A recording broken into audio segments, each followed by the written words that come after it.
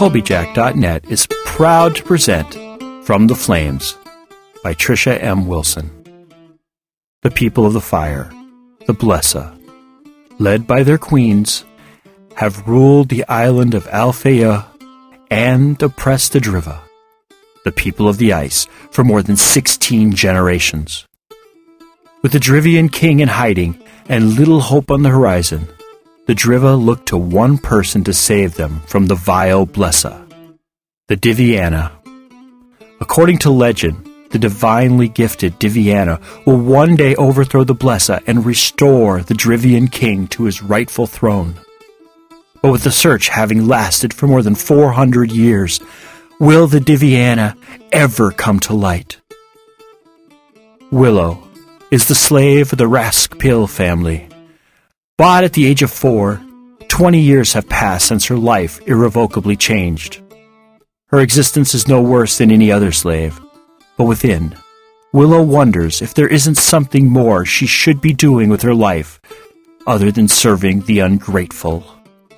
Ordered to travel with her master's family to Sondertoft, so her master's adult children can take part in an ancient rite of passage, Willow is shocked when she learns that she too must participate.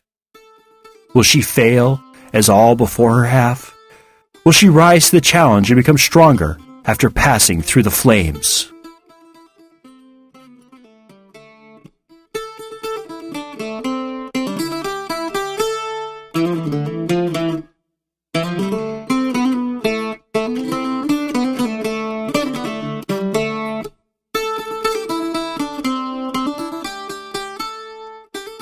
From the Flames, Episode 11, Chapter 5, Running to Safety. Willow was ripped from sleep by a hand on her mouth. Struggling against her unknown attacker, it took her a few seconds before she heard what the person was whispering. "Be quiet! Willow! Stop fighting me! It's me, Hawk! We need to leave before they hear or see us!" The words penetrated her foggy mind very quickly. Ceasing to fight Hawk, she pulled his hand away from her mouth and whispered, "Who? Where are they?" Hawk stepped away from her so that she would be able to get to her feet. "A group of villagers. They want to kill you. They aren't more than a few 100 feet away. If we leave now, we should be able to avoid them." "But where are we going to go?" she asked, picking up Val. "The boy has a plan," Val said. "Let him lead you." "I have a plan, but we must go now," Hawk said. Picking up her pack and putting it over her shoulder, Willow nodded for him to lead the way. Following closely behind him, they left the camp and went into the lush forest. Hawk walked confidently, as if he knew exactly where he was going, even with no path to follow. Willow quickly became disorientated, not even sure which direction they were walking in. At this point, however, she didn't care. All she cared about was not meeting up with the angry villagers, especially when they wanted to kill her. They hadn't been walking more than a few minutes when Val said, "Someone's coming on our right. Hide behind that shrub up ahead and wait until they pass." Grabbing a hold of Hawk, she dragged him to the shrub and pulled him down. Shaking her head when he opened his mouth to question, she put a finger on his mouth, silently telling him to be quiet. It wasn't more than a minute later that they heard the drunken voices. "Where is the witch?" a man asked. "I don't know," his high-voiced friend said. "I thought you said she was out here." "She was," a third man said. "Her and that damn stick of hers." "I want to set that witch on fire and watch her burn," the first man said, his voice louder. "So do I. I want to watch as she screams for mercy and all we do is laugh." "But we can't do that unless we find her," the third man said. "Wait," the second man commanded, his voice going even higher in tone than before. "I think I heard something over here." "Let's get her," the first man screamed as he started to run away from where Willow and Hawk hid. Willow and Hawk didn't move until they were sure the three men were long gone. They continued to hide behind the shrub, listening for movement in the slowly brightening forest. They didn't know if there were more people out there waiting to grab her.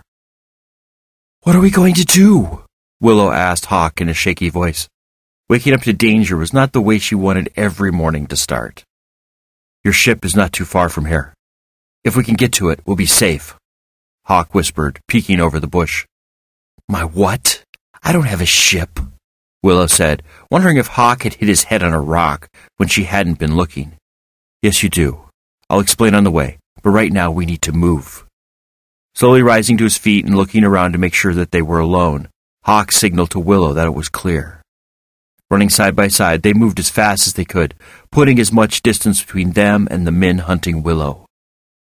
As the sun became visible, they slowed down and caught their breath.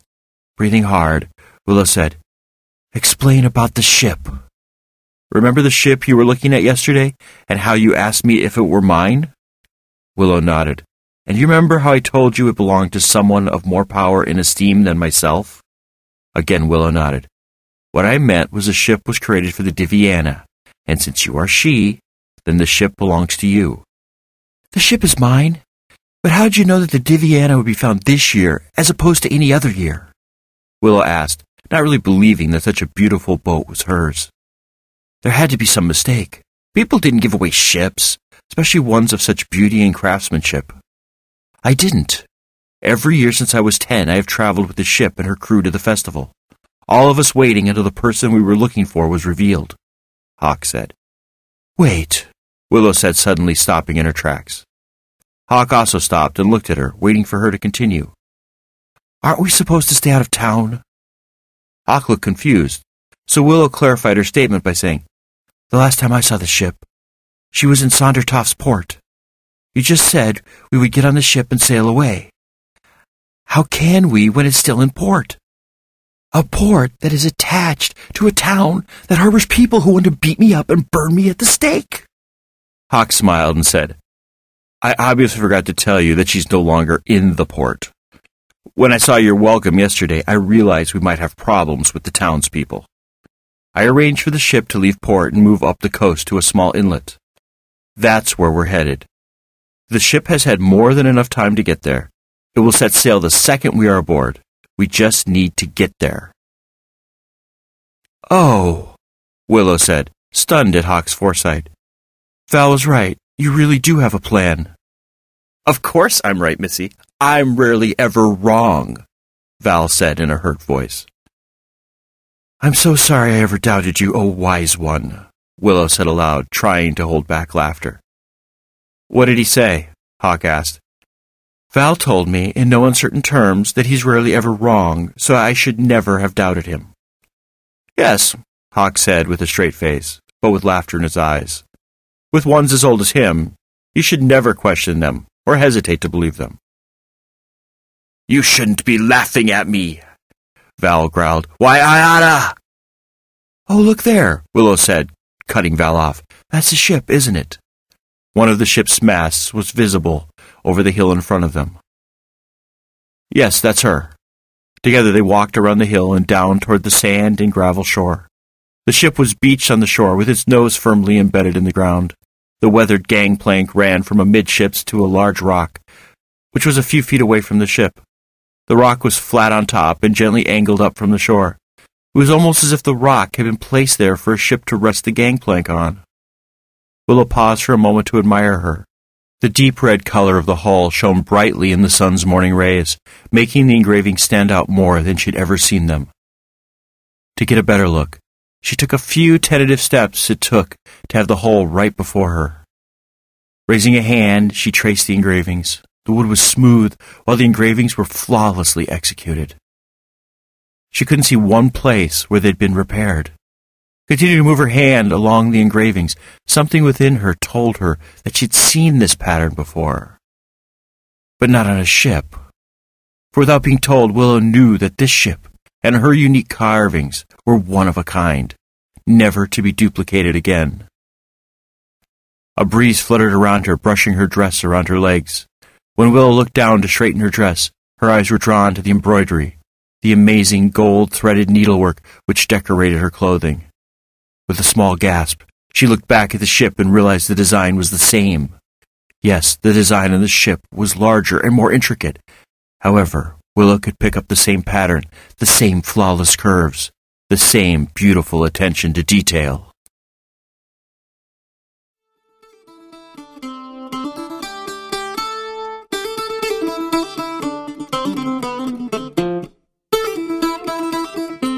This work is released under Creative Commons Attribution, Non-Commercial, Share-alike license. Do what you want with it.